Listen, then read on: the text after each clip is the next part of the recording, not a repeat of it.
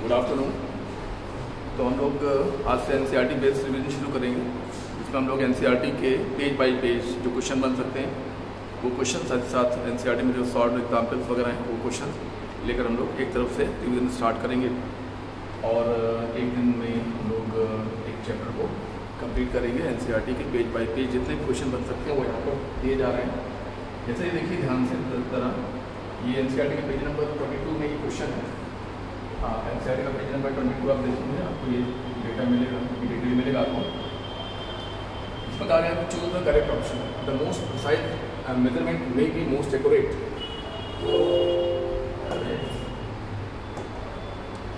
तो ये देखिए, जैसे कोई हम लोग गेम खेलते हैं तो ये इसमें निशान ना लगाते हैं, तो ये सेंटर पे जो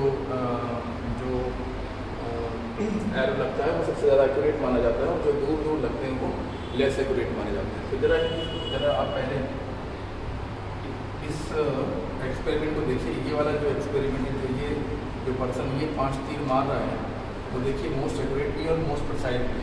मोस्ट प्रिसाइज का मतलब होता है आपस में वेरी क्लोज होना, मोस्ट प्रिसाइज का मतलब होता है आपस में वेरी क्लोज होना, और मोस्ट एक्यूरेट का मतलब होता है ट्रू वैल्यू के वेरी क्लोज होना।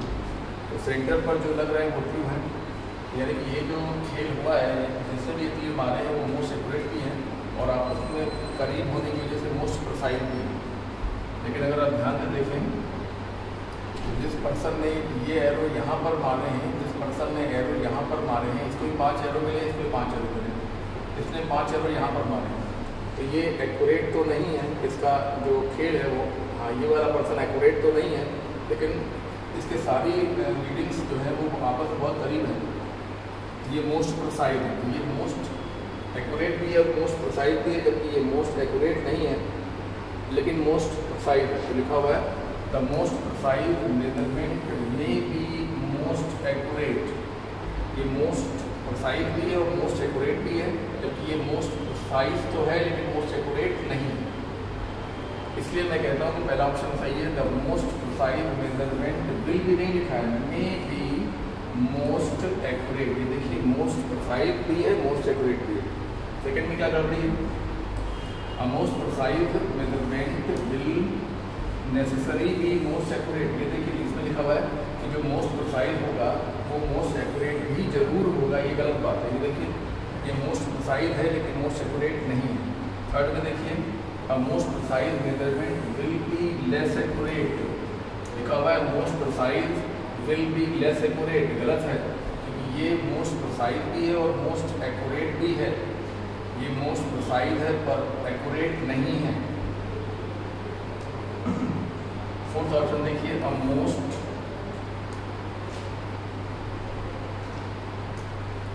Most accurate measurement, a most accurate measurement will be necessarily भी मोस्ट प्रिसाइज। कह रहे हैं कि जो मोस्ट एक्यूरेट होगा वो मोस्ट प्रिसाइज भी होगा। आइए जरा इस गेम को देखते हैं। ये जो गेम खेल रहा है, ये देखिए most accurate measurement will necessary भी मोस्ट प्रिसाइज। देखिए जो ये खिलाड़ी है जिसने ये एरो मारे हैं, ये देखिए ये एरो अंदर वाले सर्किल में हैं, यानी कि ये इसके जो निशाने हैं, इसके जो निशाने वो मोस्ट एक्यूरेट तो हैं लेकिन आपस में करीब नहीं है, यानी कि मोस्ट प्रिसाइज नहीं है। तो ये इसलिए गलत हो गया क्योंकि इसमें लिखा हुआ है most accurate measurement will necessarily be most precise. जबकि देखिए यहाँ पर मैंने रेड कलर से ये शो किया है कि जो मोस्ट एक्यूरेट हों वो ज़रूरी नहीं है कि मोस्ट प्रिसाइज भी हों। ये रेड वाले जो निशान मारे गए हैं वो मोस्ट एक्यूरेट तो हैं क्योंकि अंदर वाला सर्किल में है, लेकिन आपस में बहुत करीब ना होने की वजह से ये मोस्ट प्रिसाइज नहीं है। तो फर्स्ट ऑप्शन बिल्कुल सही है, ठीक है ना। आइए जरा आगे चलते हैं। A meter length of path traveled by light in vacuum during a time of interval of, तो देखिए 1 मीटर वो लंबाई होती है जो कोई फोटोन तय करता है कितने सेकंड में। ये एक फोटोन है, फोटॉन है और ये 1 मीटर दूरी तय करने में कितने सेकंड लेता है, तो ये 1 सेकंड का कौन सा हिस्सा 299 792, ये टाइम जो है वो है 1 सेकंड का कौन सा हिस्सा होता है, 1 सेकंड का कौन सा हिस्सा होता है, ये हिस्सा होता है 299 792 एंड 458, 1 सेकंड का इतना हिस्सा। ये देखिए एक फोटॉन 1 सेकंड के इतने हिस्से में, 1 सेकंड के इतने हिस्से में वो 1 सेकंड के इतने फ्रैक्शन में वो 1 मीटर दूरी तय करता है। या तो इसका उल्टा भी समझ सकते हो कि 1 सेकंड के इतने हिस्से में फोटॉन जितनी दूरी तय करता है वो 1 मीटर के बराबर होता है। ये NCERT पेज नंबर 17 में आपको डिटेल मिलेगा। ठीक है, पेज नंबर 17 में आपको ये बात देखने को मिलेगी। केल्विन इज द फ्रैक्शन, ये बात आपको NCERT पेज 17 में देखने को मिलेगी। ये देखिए 1 केल्विन कितने के बराबर, हाँ 1 केल्विन कितने के बराबर होता है, तो 1 kelvin is defined as triple point of water, triple point of water का कौन सा हिस्सा, आप देखिए 273.16 का हिस्सा 273.16, ये आपका 1 केल्विन के इक्वल होगा। ठीक है ना, 270.1 273 नहीं ना 273.16, एक ट्रिपल पॉइंट ऑफ वाटर का 273.16 पार्ट 1 केल्विन के बराबर होता है। ये आप बात आपको NCERT पेज नंबर 17 में लिखी हुई मिलेगी। तो हम लोग NCERT का पेज बाई पेज रिवीजन करेंगे और उसके अलावा भी बहुत सारा काम। 4th क्वेश्चन देखिए, 1 सेकंड को रेडियन में, हाँ 1 सेकंड को कितने रेडियन के बराबर होगा, तो टाइम इन्होंने बताया हमको, देखिए 1 सेकंड को डबल डॉट से रिप्रेजेंट करते हैं। ये है देखिए 1 सेकंड, इसको रेडियन में कन्वर्ट करने के लिए हम 60 से डिवाइड करेंगे तो ये मिनट में कन्वर्ट होगा, मिनट में 60 से और डिवाइड करेंगे तो ये डिग्री में कन्वर्ट होगा, और डिग्री को π/180 से मल्टीप्लाई करेंगे तो आपका ये रेडियन में कन्वर्ट होगा। ठीक है ना, और इसको सॉल्व करने के बाद आपको मिलेगा 4.85 इंटू 10⁻⁻6 रेडियन। ठीक है ना, तो इस क्वेश्चन में सेकंड को डिग्री में कन्वर्ट किया गया, सेकंड को मिनट में कन्वर्ट किया, मिनट को डिग्री में कन्वर्ट किया और डिग्री को रेडियन में कन्वर्ट करने के लिए π/180 का मल्टीप्लाई किया, ये रेडियन में कन्वर्ट हो गया और ये रिजल्ट आ गया। ये आपको NCERT पेज नंबर 19 में आपको ये डिटेल देखने को मिलेगा। ठीक है ना, पेज नंबर 19 NCERT। देखिए सन का डायमीटर 1.39 इंटू 10⁻9 है और उसकी अर्थ से दूरी 1.496 इंटू 10⁻11 मीटर है। तो angular diameter of sun find करिए। सन का डायमीटर गिवन है और सन की अर्थ से डिस्टेंस d गिवन है। ठीक है ना, और सन का एंगुलर डायमीटर, कोणीय व्यास, एंगुलर डायमीटर यानी कि ये एंगल डेल्टा थीटा कह सकते हो या थीटा भी कह सकते हो। ये देखिए एंगुलर डायमीटर फाइंड करना है, तो एंगुलर डायमीटर को अगर हम रेडियन में फाइंड करना चाहते हैं तो angle equal to arc length upon radius कर सकते हैं, यानी कि D/कैपिटल D कर सकते हैं। तो capital D by small d, तो 1.39 इंटू 10⁻9 और ये है 1.496 इंटू 10⁻11 और angle equal to arc upon radius करने से आपको जो चीज़ मिलेगी वो निश्चित रूप से रेडियन में मिलेगी। इसको सॉल्व करने पर आप पाएंगे इसको सॉल्व करने पर ये तो रेडियन में है, रेडियन में है, और रेडियन को हम डिग्री में कन्वर्ट करेंगे और डिग्री को हम सेकंड में कन्वर्ट करेंगे, ठीक है ना। तो 139/1.49 नीचे 10⁻², ये है रेडियन। रेडियन को कन्वर्ट किया डिग्री में 180/π करके, ये हो गया डिग्री, ठीक है ना। और डिग्री को हमने मिनट में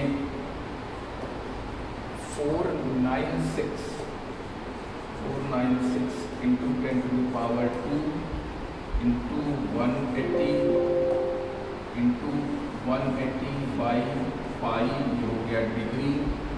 और डिग्री को हमने 60 से गुणा किया तो मिनट, और मिनट में 60 से गुणा करेंगे तो ये सेकंड में कन्वर्ट होगा। और आप इसको सॉल्व करेंगे तो आपको मिलेगा 1990, इसको हम लोग कर सकते हैं 1920 सेकेंड। ये आप चेक कर लीजिएगा, फोर्थ ऑप्शन करेक्ट है, आप इसको सॉल्व करिएगा। तो हाँ, ये 11 नहीं है, ये निशान है सेकंड का। ये देखिए, हमने सबसे पहले फार्मूला लगाकर एंगुलर डायमीटर को रेडियन में फाइंड किया। रेडियन में 180/π का मैंने सब्ट्रैक्ट करके डिग्री में फाइंड किया। डिग्री में 60 का गुणा करके मिनट, और मिनट में 60 गुणा करके सेकंड में कन्वर्ट किया। और आपको ये रिजल्ट, इसके वेरी क्लोज आपको रिजल्ट मिलेगा। फोर्थ ऑप्शन सही है। इक्वेशन एनसीईआरटी पेज नंबर 19 में आपको देखने को मिलेगा। ये कॉन्सेप्ट आपको एनसीईआरटी के पेज 19 में देखने को मिल जाएगा।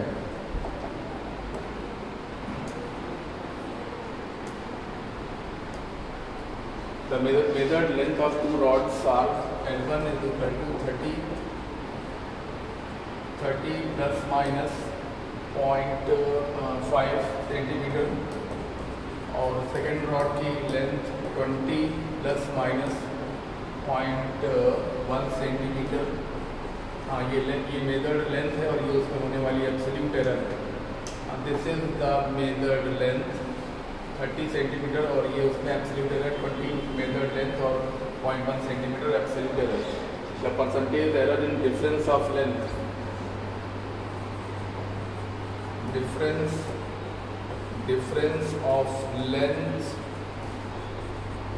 डिफरेंस को माना हमने L माना, तो L इज इक्वल टू हो गया L1 minus L2, that is 30 minus 20 मतलब कि 10 सेंटीमीटर, ये डिफरेंस है। और अब हम डिफरेंस में होने वाली एरर्स को कैलकुलेट करना चाहते हैं, तो दोबारा फार्मूला देखिए, L1 माइनस L2, तो delta L is equal to delta L1 plus delta L2। So delta L1 is 0.5 and delta L2 is 0.1, so this will be 0.6। अब रिलेटिव एरर निकालेंगे, डेल्टा L बाई L करेंगे, यानी कि हमें percentage error find करना है। तो पहले relative error means delta L by L, तो delta L is 0.6 and L is 10, so this become relative error 0.06।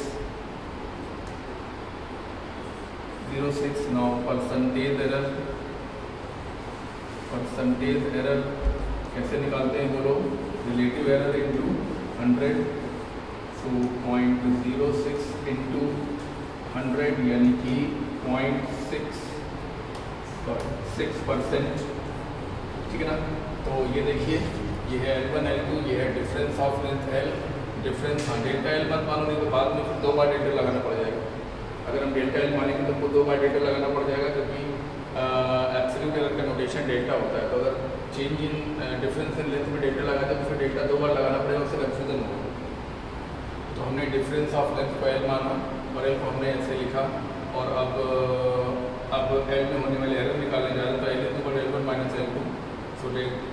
तो लेंथ में होने वाली absolute error delta L is equal to delta L1 plus delta L2, 0.5 plus 0.1 0.6। Relative error निकालेंगे, absolute error upon 2L 0.6/10, मतलब कि 0.06 और into 100 कर देंगे तो परसेंटेज एरर आ जाएगा। तो ऑप्शन फर्स्ट सही है, ठीक है।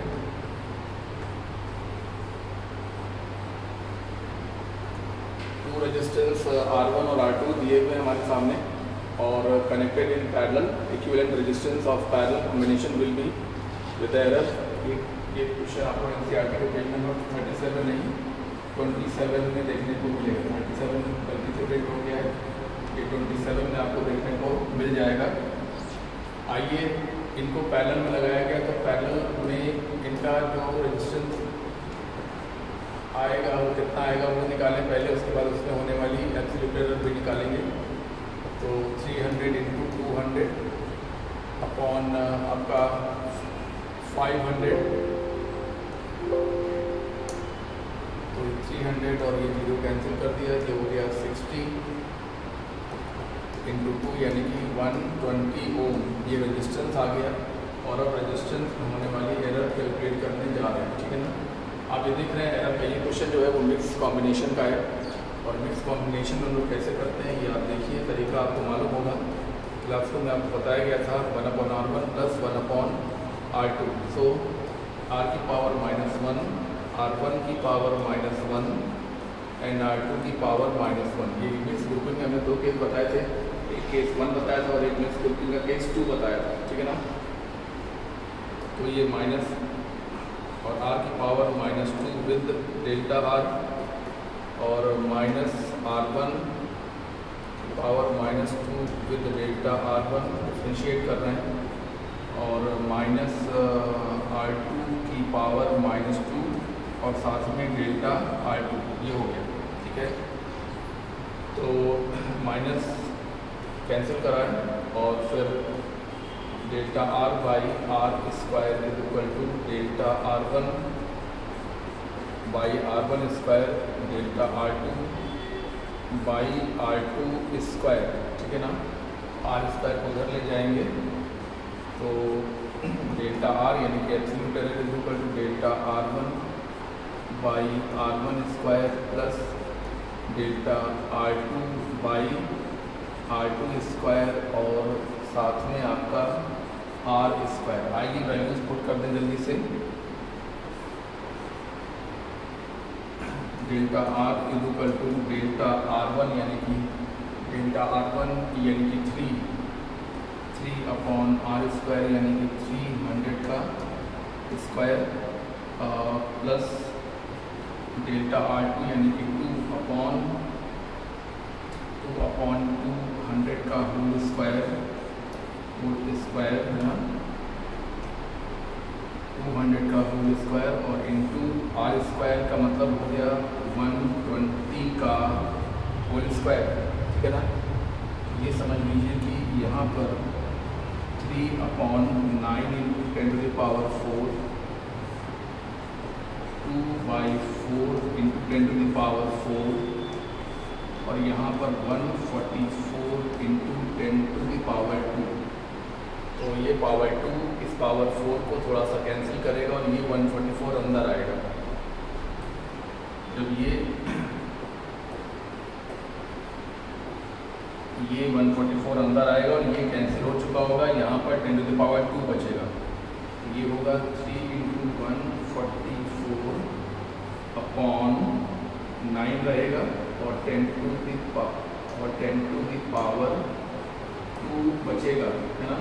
और यहाँ पर 2 इंटू 144/4 रहेगा और साथ में 10 की पावर 2 रहेगा, ठीक है ना। तो अल्टीमेटली हम ये देख रहे हैं कि 3 into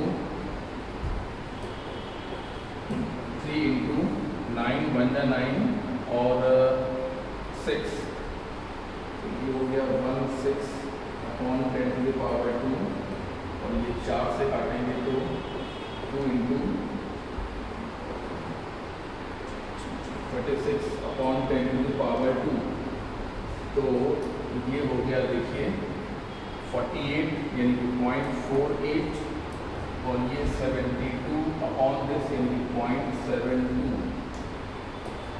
So this will become 8 and 0 and 7 12, ठीक है ना। और 2 डिजिट के बाद डेसिमल लगेगा 1.2 और ये हो गया एब्सोल्यूट एरर। तो रिजल्ट कैसे लिखा जाएगा? Final result will be equal to r plus minus delta r, यानी रिजल्ट होगा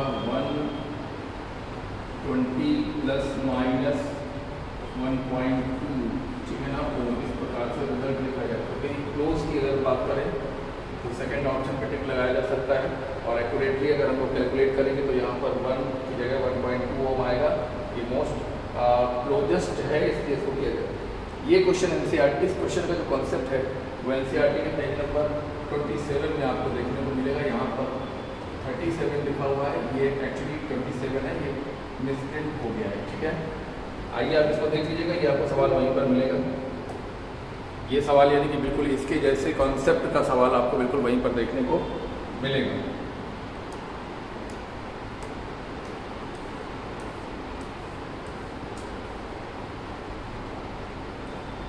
आइए आगे बात करें तो percentage error in measurement of quantity A B C D are this, और हमें जेड में होने वाली परसेंटेज एरर फाइंड करनी है।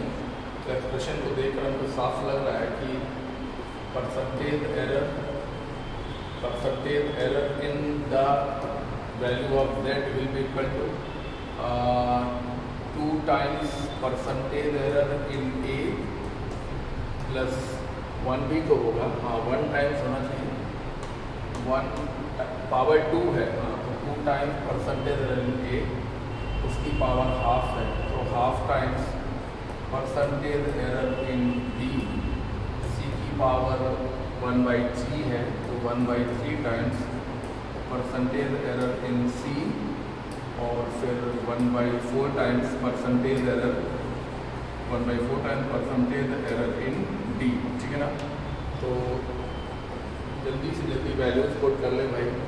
2 × 1 प्लस 1/2 × 2 प्लस 1/3 × 3 प्लस 1/4 × 4, तो इट इज 2 + 1 + 1 + 1 मीन्स 5%, ठीक है ना। ये क्वेश्चन आपको एनसीईआरटी के पेज नंबर 27 में मिलेगा। ये कॉन्सेप्ट आपको एनसीईआरटी के पेज नंबर 27 में देखने को मिलेगा।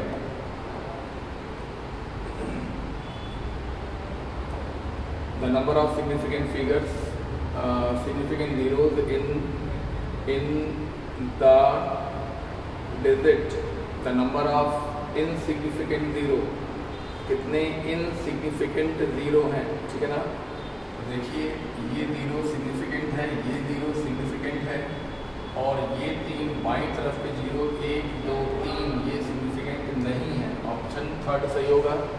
ये कॉन्सेप्ट आपको एनसीईआरटी के पेज नंबर 28 में देखने को मिलेगा। 11th का पार्ट 1 पेज नंबर 28, बिल्कुल डिक्टो कॉन्सेप्ट देखने को मिलेगा। बिल्कुल टॉप पे आपको ये रूल देखने को मिलेगा। देखिए अगर इस क्वेश्चन में कहा जाए कि कितने नॉन जीरो सिग्निफिकेंट हैं, नॉन जीरो सिग्निफिकेंट, ये देखिए 1 2 3 ये नॉन जीरो सिग्निफिकेंट है। कितने जीरो हैं जो सिग्निफिकेंट हैं? ये 2 जीरो हैं जो सिग्निफिकेंट हैं, और ये बाईं तरफ के 3 जीरो ऐसे हैं जो इनसिग्निफिकेंट हैं। अच्छा क्वेश्चन है। ये क्वेश्चन आपको एनसीईआरटी के पेज नंबर 28 में देखने को मिलेगा। और अब देखिए the value of 3.8 × 10⁻³ and 3.5 × 10⁻² with regards to significant figures. ये क्वेश्चन का कॉन्सेप्ट आपको पेज नंबर 30 में मिलेगा। 11th जैसा कि बताई रहा हूँ 11th पार्ट 1, ठीक है ना। पेज नंबर 30 में आपको ये कॉन्सेप्ट लेफ्ट टॉप में देखने को मिलेगा, बाई तरफ टॉप पे। इस कैलकुलेशन को हमें करना है, ठीक है ना।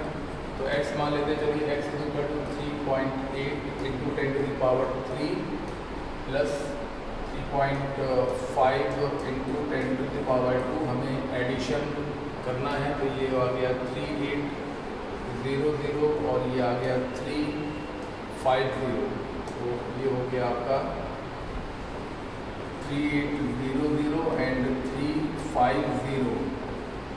So this is 0 5 1 and 4, that is 4150 और हमें एडिशन करना है तो डेसिमल के बाद एक नंबर होना चाहिए। तो आइए पहले हम लिखें इसको 4.150 इंटू 10⁻³ और हमें एडिशन करना है। तो एडिशन में यहाँ डेसिमल के बाद 1 डिजिट है और यहाँ भी डेसिमल के बाद 1 डिजिट है, तो रिजल्ट में भी डेसिमल के बाद 1 डिजिट होना चाहिए। तो यानी कि हमें यहाँ तक रोकना है और इसको हमें हटाना है और इसको हटाना है तो इसके आगे वालों को तो हटाना ही पड़ेगा।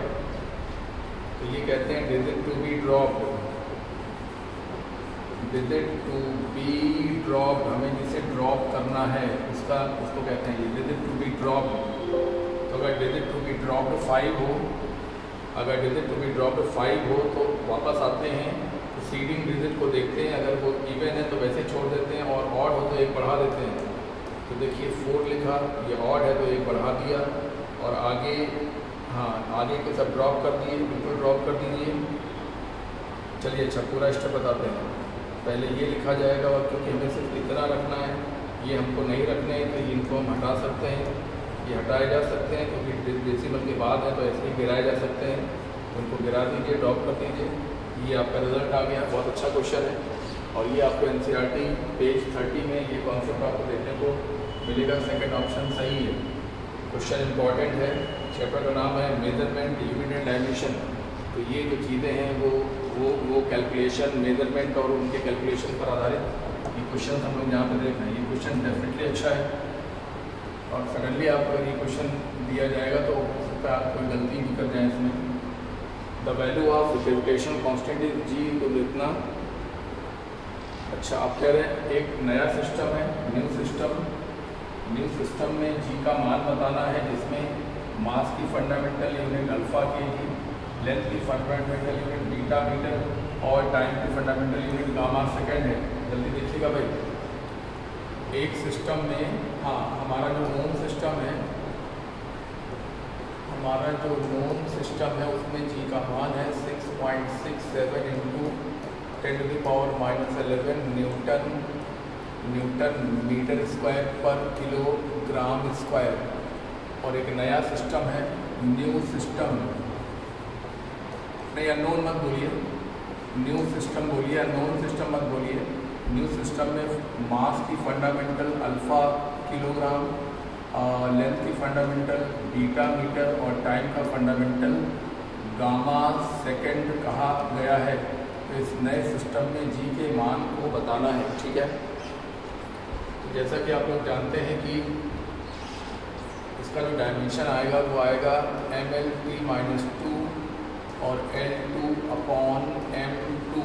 तो इसका डायमेंशन जो बनेगा वो फाइनली बनेगा m-1L3T-2। ये है इसका डायमेंशनल फार्मूला, ठीक है। ये इसलिए कह रहे हैं क्योंकि जब हम ये क्वेश्चन सॉल्व करेंगे तो N2 = N1 m1/m2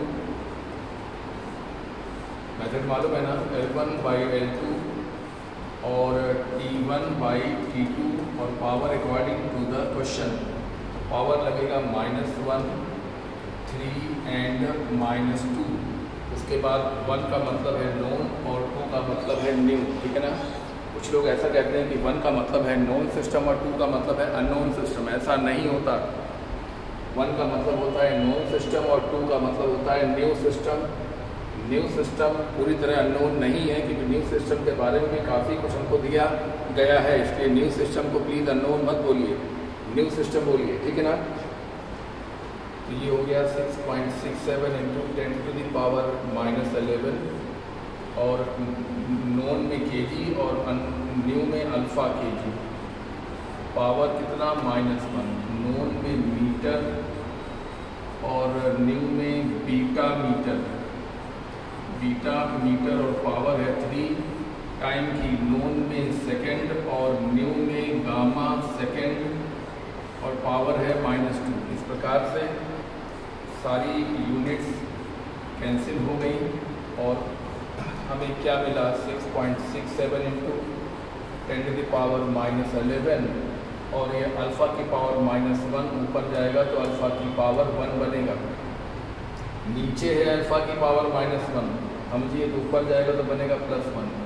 नीचे है बीटा की पावर 3 तो ऊपर जाएगा तो बनेगा -3, और नीचे है गामा की पावर -2 तो ऊपर जाएगा तो बनेगा +2। ये आपका रिजल्ट है, यानी कि 6.67 × 11 अल्फ़ा की पावर -1, ये गलत हो गया, अल्फ़ा की power -1 beta -3 gamma 2 alpha -1 m की power -1 alpha 1 beta -3 gamma 2। Option first हो गया सही। देख लीजिए 6.67 × 11 अल्फ़ा की पावर 1 बीटा की पावर -3 और गामा की पावर 2। देखिए यहाँ पर आपको कन्फ्यूजन भी हो सकता है, ये 1/अल्फ़ा की पावर -1 है जो ऊपर जाने पर +1 बनेगा, ये 1/ बीटा की पावर 3 है, हाँ 1/ में है तो ऊपर जाने पर -3 बनेगा, और ये 1/ गामा की पावर -2 है जो ऊपर जाने पर +2 बनेगा। ऑप्शन 1 बिल्कुल सही है। और ये क्वेश्चन आपको, ये कॉन्सेप्ट आपको NCERT पेज 85 में मिलेगा। ऑब्वियस सी बात है, अलग की बात हो रही है और पार्ट 1 की बात हो रही है, ठीक है। NCERT पेज 35 पर ये कॉन्सेप्ट आपको मिलेगा।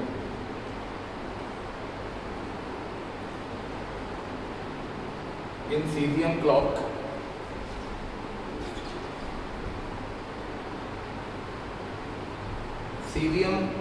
में 1 second is the time in which caesium 133 atom vibrate between the 2 hyperfine levels.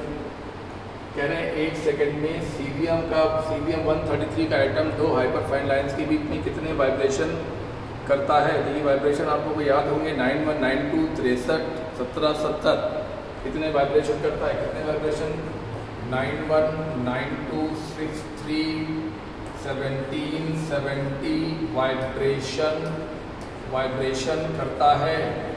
Vibration करता है कितने सेकंड में, इन 1 सेकेंड। सीजियम पूरा नाम बोले तो सीजियम 133 का एटम 2 हाइपरफाइन लाइंस के बीच में कितने वाइब्रेशन करता है, कितने वाइब्रेशन 9192 631770। ऑप्शन आपका देखिए कौन सा सही होगा, 9192 631770 टाइम्स वाइब्रेट करता है। ये डिटेल मतलब ये डेटा वाइज क्वेश्चन हो गया, मतलब डेटा वाइज का मतलब आपकी मेमोरी पर आधारित क्वेश्चन होगा। NCERT पेज नंबर 22 पे आपको ये मिलेगा, ठीक है ना। ये देखिए और ये देखिए, ठीक है ना। NCERT पेज नंबर 22 पे आपको ये कॉन्सेप्ट देखने को मिल जाएगा। NCERT के line by line, page by page, line by line से हम लोग क्वेश्चन बना, और वो क्वेश्चंस जो भी बन सकते हैं वो यहाँ पर पेज नंबर के साथ आपको दिखाया जा रहा है, उनको सॉल्व करा जा रहा है। इसके अलावा भी बहुत सारा काम, लेकिन पहले फिलहाल ये जो कहा है पहले वो काम पूरा किया जाए।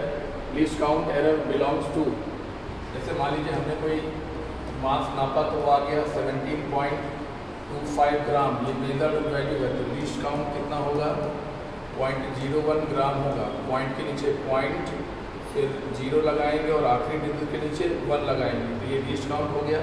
और लीस्ट काउंट के बराबर ही एब्सोल्यूट एरर मानी जाती है, तो एब्सोल्यूट एरर जो मानी जाती है वो लीस्ट काउंट के बराबर मानी, ऐसी परंपरा है। तो ये हो गया 0.01 ग्राम absolute error.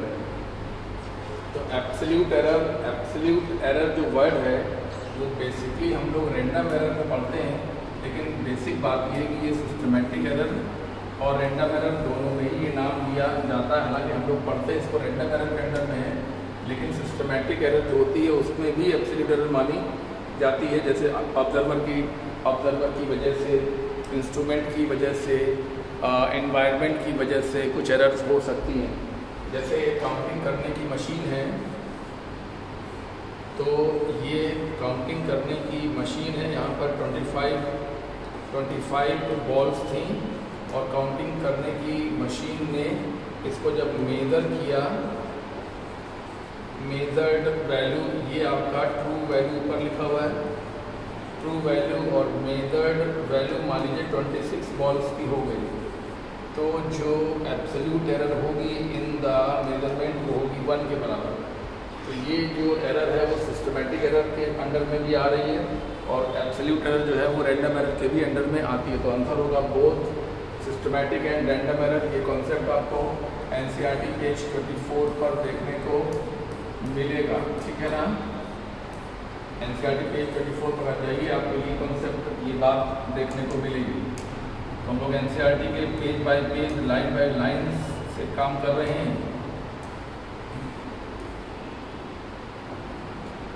I student measured the period of oscillation of simple pendulum, और वो इतने सारे टाइम पीरियड की रीडिंग लेता है, यानी कि वो कई बार रीडिंग लेता है और हर बार रीडिंग उसकी अलग अलग आ रही है। तो हमारा क्वेश्चन है कि बताइए इस मेजरमेंट में कितनी एरर है, मेजर्ड वैल्यू भी बताइए और ट्रू वैल्यू और एरर भी बताइए, और बाद में रिजल्ट लिख के हमें बताना है कि रिजल्ट क्या होगा।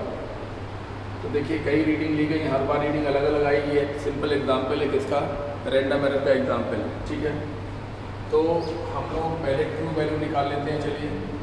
तो पहले सबको जोड़ ले, 1.93, 1.99, 2.06, then 2.08 and 1.95, 95 ये हो गया।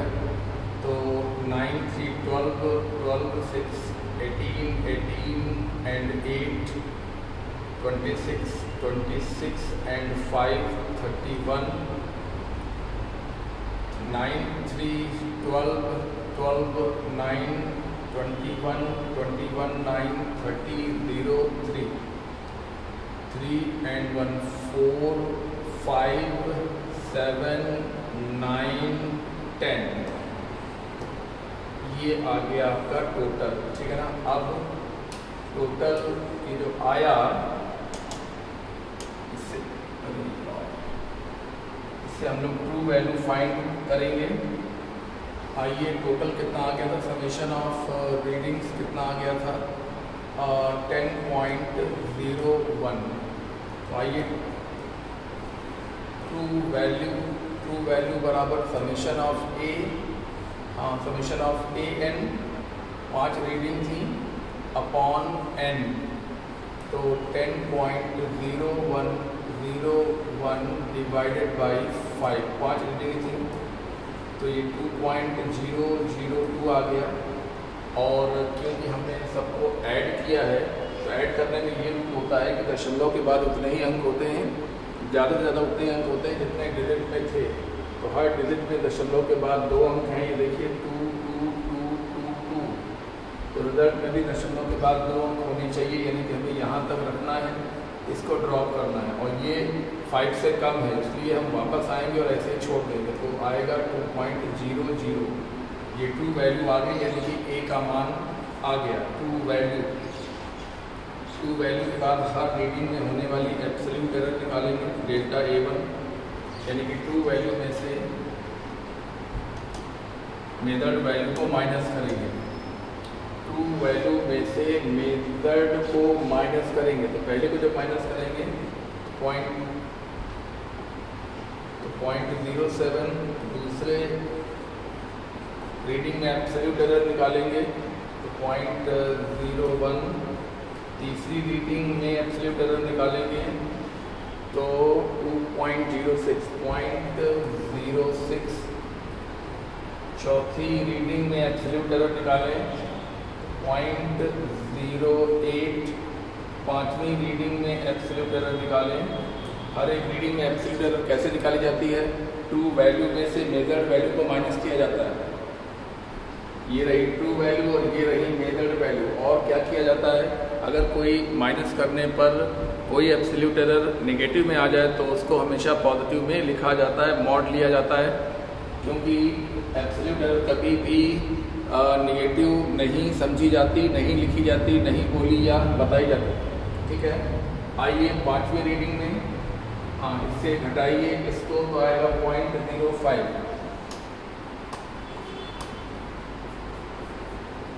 0.05।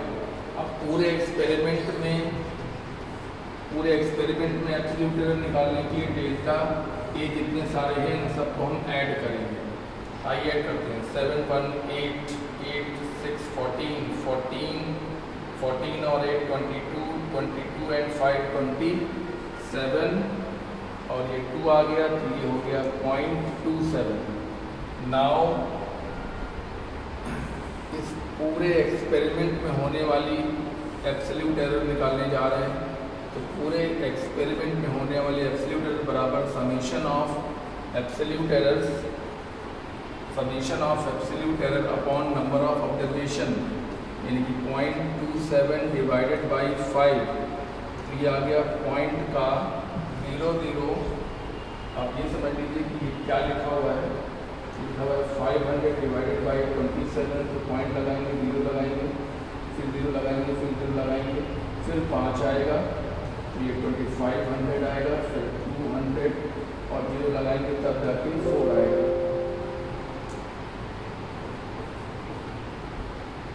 तो 0.054 और क्योंकि हमारे जो रिजल्ट्स हैं उसमें डेसिमल के बाद 2 अंक हैं, तो यहाँ पर भी डेसिमल के बाद 2 ही अंक होने चाहिए, यानी कि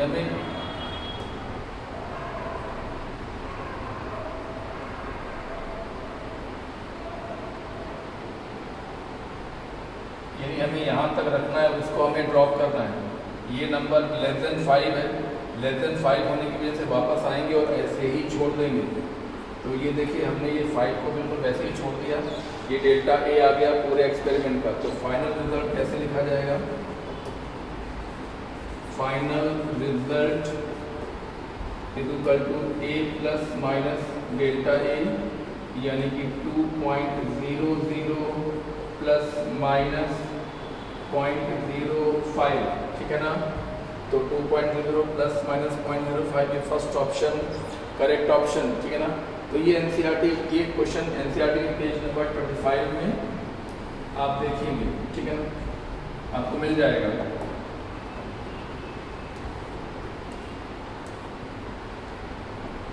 कह रहे हैं कि each side of cube is measured, cube का हर साइड मेजर किया गया और क्या आया वो देखिए, ये ए और ये ए तीनों साइड में मिलती है। टोटल सरफेस एरिया में निकालिए और उसको सिग्निफिकेंट फिगर के आधार पर लिखिए। आइए, एरिया ऑफ वन फेस, एक फेस का एरिया निकालेंगे तो ए स्क्वायर करेंगे, यानी कि 6.372 का होल स्क्वायर करेंगे तो 6.372